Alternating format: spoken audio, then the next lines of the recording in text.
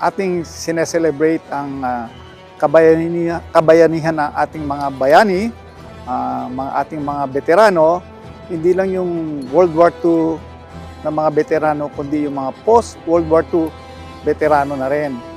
At maganda nga, tama-tama yung tema natin sa taon na ito, yung giting ng bayani, pamana sa salinlahi.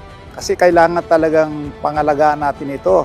At hindi lang itong kanilang, yung henerasyon ng ating mga veterano noong World War II, noong nakarang palawakang digmaan, ay kailangan hindi natin makalimutan. Gusto kong bumati din sa lahat ng mga nanonood sa pagdiriwang na ika-84 na anibersaryo ng pagdiriwang ng Araw ng Kagitingan para maalala natin yung mga pinagdaanan at pinagsakripisyo ng mga veteran natin during the Second World War. I think we can show the world that in the Philippines we recognize life, recognize freedom, and our adversaries before, the Japanese, are here in order to celebrate with us the meaning of peace and the happiness that brings to celebrating the freedom that we have. I believe that the current administration is fully supporting the moves and programs of the government pertaining to the benefit of the veterans.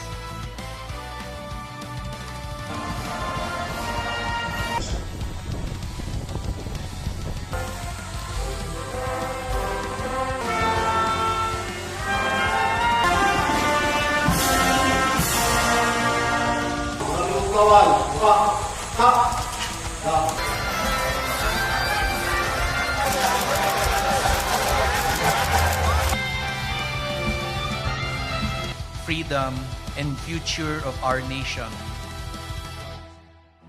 Lord, on our world, alone can give them rest.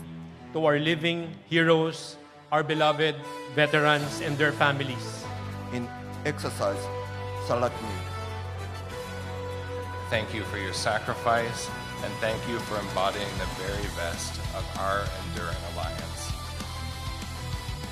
84 years ago, Filipino and Allied forces, outnumbered and outgunned, stood their ground. For months, they held the line with steady resolve and dauntless bravery, delaying the advance of an invading force at immense personal cost. And when the defenses finally fell, they faced one of the darkest chapters in our history, the Bataan Death March. Yet even in defeat, the spirit of the Filipinos did not break. The story of Bataan is a cornerstone of our national identity and a guiding light for the generations that follow. And in honoring our heroes who made all of these possible, we must ensure that they receive the care and support that they deserve.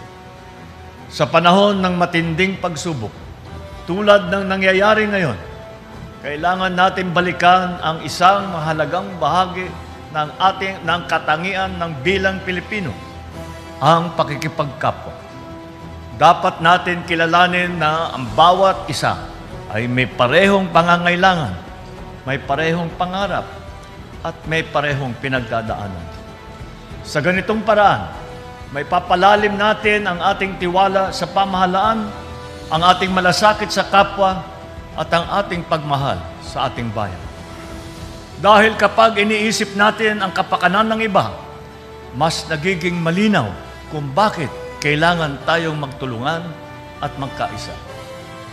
Together, we will build a bagong Pilipinas that is steadfast in purpose, united in vision, and worthy of the heroism that today we celebrate.